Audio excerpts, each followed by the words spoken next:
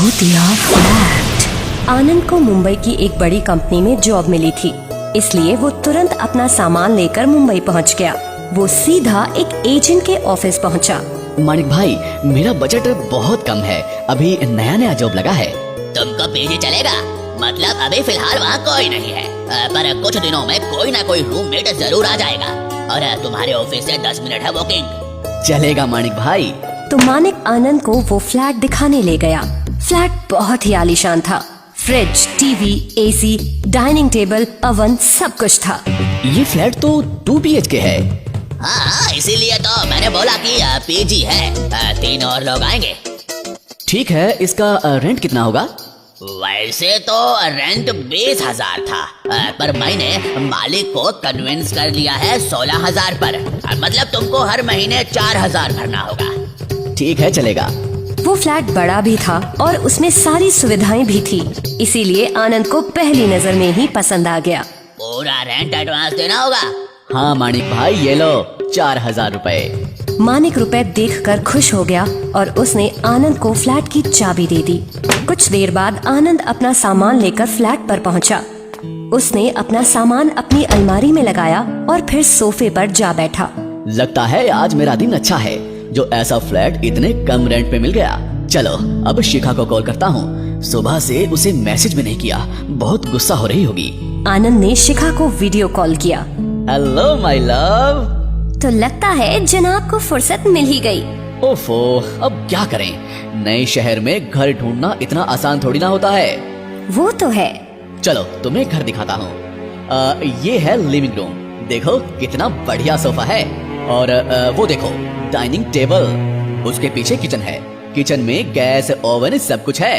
अरे वाह। आओ तुम्हें मेरा रूम दिखाता हूँ। ये है मेरा रूम।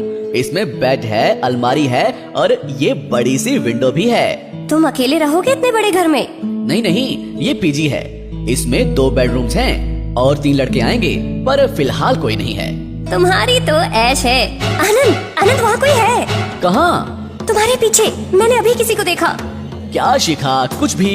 यहाँ कोई कैसे आएगा? मैंने बोला ना, अब तक कोई रूममेट है ही नहीं। मेरा वहम होगा, छोड़ो।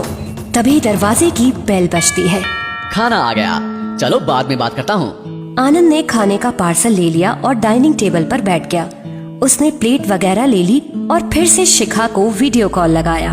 क्या मंगवाया है? चिकन टिक्का बिरयानी। अरे वाह, खाओ खाओ। आनंद वीडियो कॉल पे बात करते हुए खाना खा ही रहा था कि अचानक, आनंद वहाँ कोई है वहाँ। कहाँ है? मैं मस्ती नहीं कर रही हूँ, पर सच में वहाँ कोई है आनंद। मुझे तो कोई नहीं दिख रहा शिखा, और फिलहाल मुझे बहुत भूख लगी है। खाना तो अच्छे से खाने दो। चलो मैं तुम्हें कल कॉल करूँगा, बाय।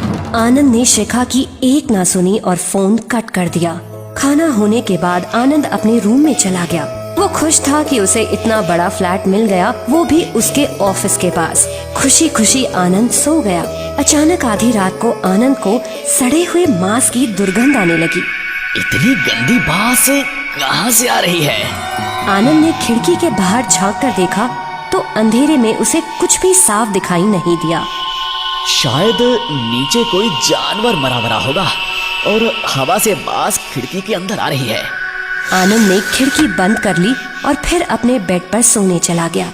कुछ देर बाद वो वापस उठा। वो दुर्गंध और भी ज्यादा तेज हो गई थी। बाप रे, इतनी बदबू।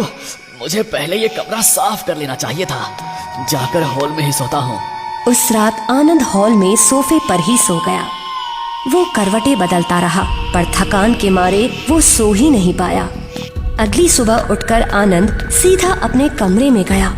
अभी तो कोई बदबू नहीं आ रही। उसने खिड़की से झांका। नीचे भी गंदगी नहीं दिख रही। शायद बेड के नीचे कुछ हो। आनंद ने झुककर बेड के नीचे भी देखा, पर वहाँ भी कुछ नहीं था। फिर आखिर ये बदबू आ कहाँ से रही थी? चलो छोड़ो, अब ऑफिस जाता हूँ, वरना लेट हो जाऊंगा।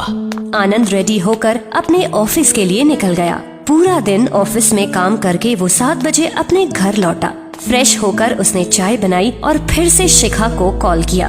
हेलो, कैसा था ऑफिस का पहला दिन? बहुत अच्छा। और तुम्हें पता है मेरा ऑफिस यहाँ से सिर्फ 10 मिनट की दूरी पे है। बहुत अच्छा है। शिखा को एक बार फिर कोई साया दिखा, लेकिन उसने आनंद को कुछ नहीं बोला। शिखा, शिखा, क्या हुआ? कुछ नहीं। और सब ठीक है ना वहाँ? कल रात अच्छे से सोए होंगे ना?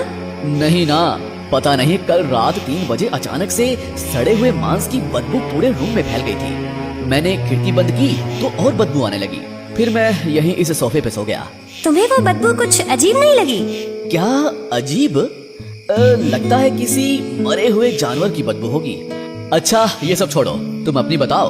आनंद खाना बनाते बनाते शिखा से बातें कर रहा था। फिर खाना खाकर वो अपने कमरे में सो गया। फिर से आधी रात को उसे सड़े हुए मांस की बदबू आने लगी। छी, आज भी ये सड़ी हुई बदबू आती कहाँ से है? आनंद ने अपना तकिया उठाया और सोफे पर जाकर सो गया। वो करवटें बदलता रहा, उसे अच्छी नींद नहीं आ रही थी। अगली सुबह जब आनंद उठा तो उसकी आंखों में नींद भरी हुई थी, पर फिर भी वो जैसे तैसे ऑफिस चला गया। शाम को वो ऑफिस से लौटते ही सो गया। रात के 3 बजे फिर से सड़े हुए मांस की बदबू फैल गई, पर जैसे ही आनंद उठा तो उसे किसी के चीखने की आवाज सुनाई देने लगी। मुझे मत मारो, हेल्प, समवन हेल्प। आनंद को समझ नहीं आ रहा था कि ये आवाज कहाँ से आ रही है। वो हॉल में गया, वहाँ कोई नहीं था, पर फिर भी आवाज गूंज रही थी। फिर वो डरते डरते दूसरे बेडरूम में गया, वहाँ भी कोई नहीं था। शायद ये मेरा वहम था। हाँ, वहम ही होगा, वरना मेरे अलावा इस फ्लैट में कौन हो सकता है? आनंद सोफे पर ही सो गया, पर पूरी रात उसे किसी के चीखने की आवाज सुनाई देती रही। अगली सुबह जब वो उठा तो उसकी आंखें लाल थी और शरीर थका हुआ था। उसने अपने ऑफिस फोन करके छुट्टी ले ली और वापस सो गया। शाम के लगभग 5 बजे थे जब आनंद बिल्डिंग के गेट पर था। तभी उसके पास एक औरत आई। आप ही नए किराएदार हो क्या? जी, आनंद। आपको उस फ्लैट में कुछ गड़बड़ नहीं लगी? जैसे आवाजें, बदबू? आपको कैसे पता? मैं 4 साल से आपके बगल वाले फ्लैट में हूँ। पहले वहाँ एक कपल रहते थे, कनक और प्रवीण।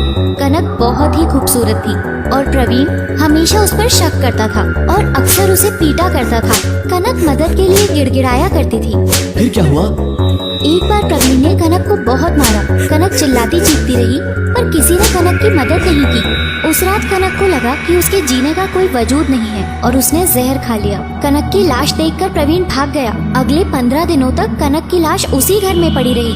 तब से जो भी किराएदार उस फ्लैट में रहने आते हैं वो सब भाग जाते हैं। थैंक यू, मैं भी ये फ्लैट छोड़कर जाने की ही सोच रहा था। क्या? आनंद दौड़ता हुआ फ्लैट पर गया और अपना सारा सामान पैक करके उसने फ्लैट खाली कर दिया।